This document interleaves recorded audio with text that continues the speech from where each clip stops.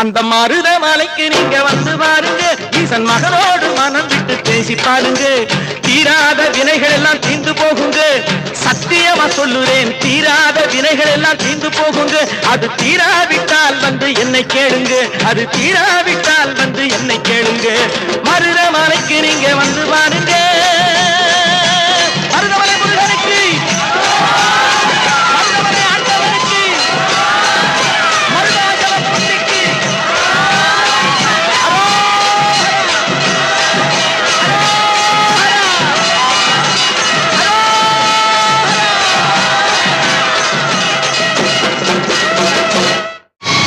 கண்டுகொண்டே வந்தது யார் என்று கண்டுகொண்டே